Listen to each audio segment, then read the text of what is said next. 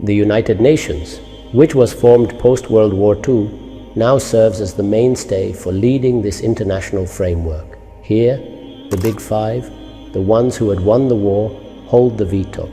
They were the victors of that war. On what basis was the veto decision made? Clearly, it were victorious powers, and the status quo remains unchallenged. Until now, there isn't any change in the situation. Is there any challenge posed from the outside? Whatever the conflicts may be, between whom do they occur? It is among those five powers. If there was a situation of a Cold War, then between whom did it occur? It was between Russia and America. Russia is also among those five, and so is America. Then, if there are some signs of conflict, it is between China and America, or it is between China, Russia, and America. These are the same powers. Is there another power that has risen as a challenge to them? Does it seem somewhere that Muslims have become single-mindedly devoted with respect to their religion? Is there any formidable opposition? Are there indicators of a challenge in knowledge and morality, or signs of Muslims uniting religiously? Does it mirror the dedication of the first generation, or is there an inclination towards political unity? None of these developments have occurred. When nothing has changed, the prevailing system established by the victors persists. Two paths exist, and each advocated by different factions. One is to persist in a futile struggle to continue suffering. This approach has been adopted in Kashmir by the Kurds, and same is the case in Afghanistan and in Palestine. Form organizations, launch attacks, or employ other tactics. The misconception here is that the battle is against a local power. In reality, it involves a struggle against an international system, and the decisions they make, the decision-making process, remains the same. Sometimes a resolution forms the basis of a decision. Sometimes the Security Council decides. Why would the victors consult us? And they have forged political unity through the creation of this global system. Against them, no other force holds any significant standing. In this scenario, one approach is to strive for heroism, either by crafting narratives or forming an OIC occasionally, or believing that by leveraging oil as a bargaining chip, success can be achieved. If you wish to pursue such experiments, continue at your will. You've engaged in conflicts and witnessed the outcomes, both in Kashmir and Palestine. You have tested and seen the results of every war and action. What were the outcomes? The decision made in 1948, leading to Israel's establishment, only expanded its territory from its initial boundaries. And if such actions persist, their objectives will inevitably be realized. What is their goal? To ensure that the remaining Palestinian lands are also vacated due to their increased oppression, so that at least with regard to Palestinian territories which they have envisioned with regard to Israel's borders originally, can be firmly established. Thus, they're aiding in achieving this. Some earnest advisors are highlighting that this approach is futile. The crux is that the international decision which led to all this is not up for debate. The questions regarding its fairness, rightness, or the validity of the 1917 Balfour Declaration are not being debated. It was a decree by a victorious force, as is done by conquerors in history.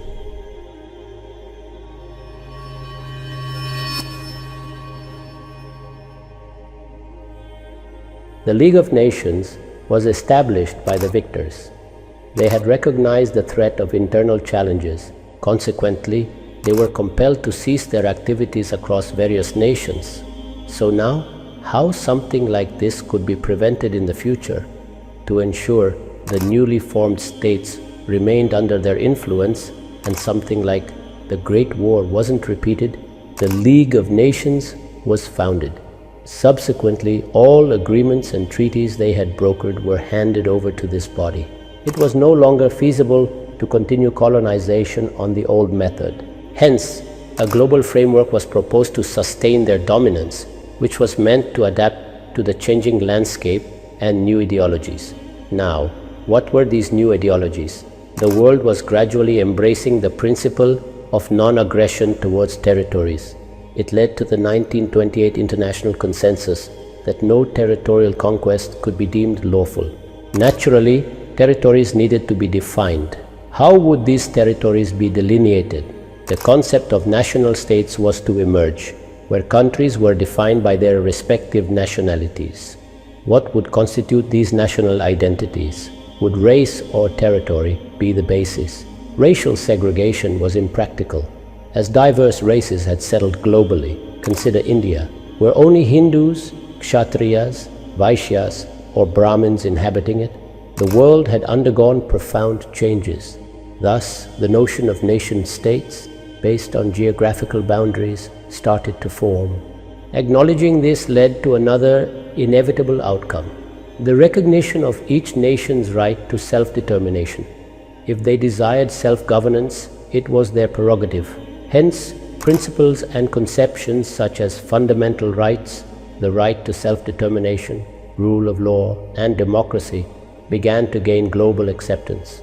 Just as religious ideas are debated within our communities, so too were these concepts scrutinized and developed in the West over centuries. All this contributed to the formation of this new world order, during which the League of Nations assigned Britain the mandate. This meant that now on Britain's intention was not to annex Palestine or Arab territories into its empire, but it wanted to grant them the freedom referred to as independence. So the implication of this mandate was that this nation should now get ready to run its own affairs autonomously. Britain was tasked at the international level with this duty to prepare Palestine, so to speak, for self-governance. This international system wasn't flawless. Rather, it was crafted by the victorious powers.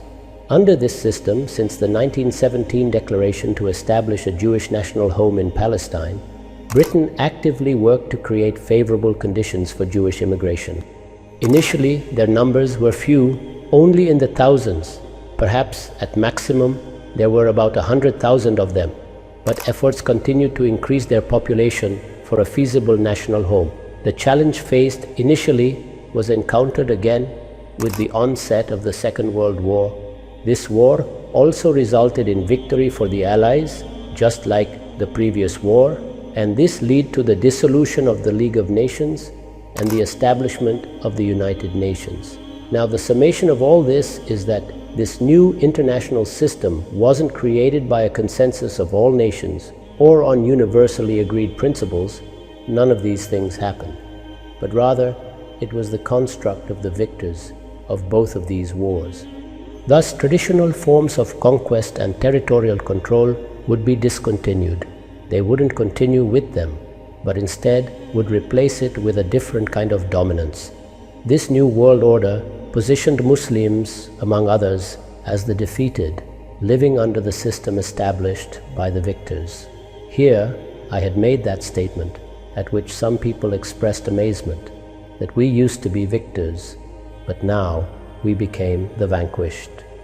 So we, as the vanquished, are living under a system built by the victors. This reality contrasts with the notion of sovereign independence as claimed by many nations.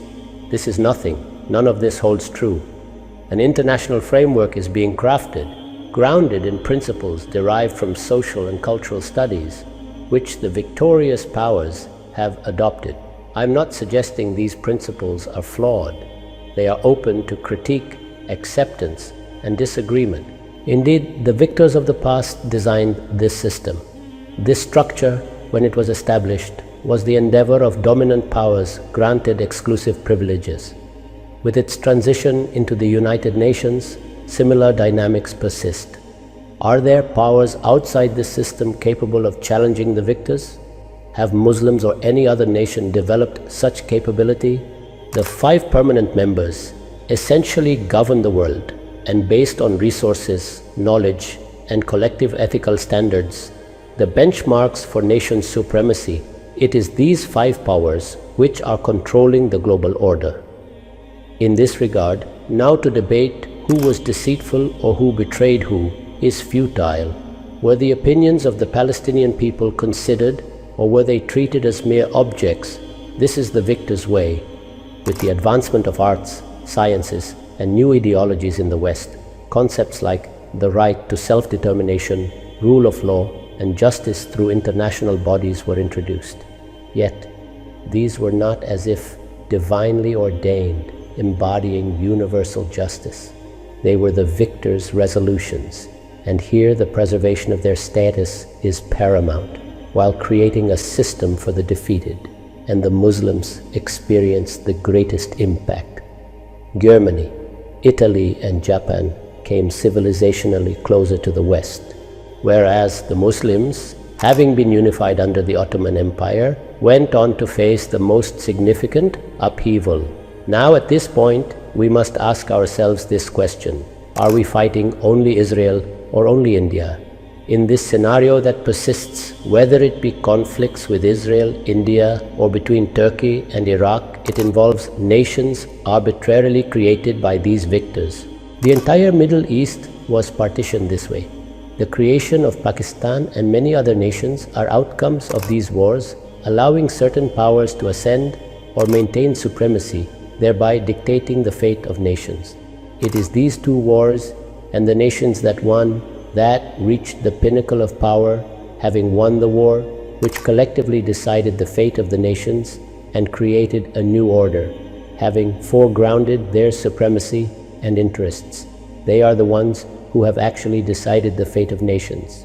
The real debate isn't about the fairness of these decisions or whether bringing Jews was just or unjust, nor is it about the injustice of establishing a nation for one people in the land of the Palestinians. These discussions are secondary. The crux is that we are under a system devised by the victors. Until the vanquished change the conditions based on which they have tasted defeat, no amount of resistance will be able to change it.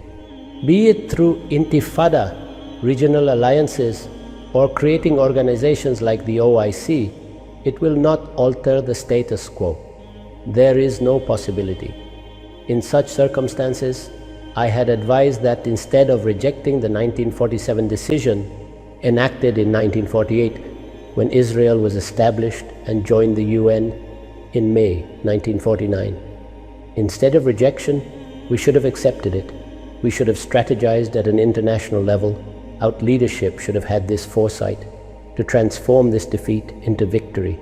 And the way to do that is what I had laid down in those 3 points. That should have been the focus of our energies. We should have focused on education, and our intellectuals should have spent their critical energies toward it. What have we done? We resort to throwing stones, thereby risking losing even what we have, as seen in Kashmir, Kurdistan, and Palestine. I critique this approach as ineffective. Neither international law nor these actions will lead to change. These were decisions made at an international level. To overturn them requires the same dedication to education and progress that took nations 300 years to achieve.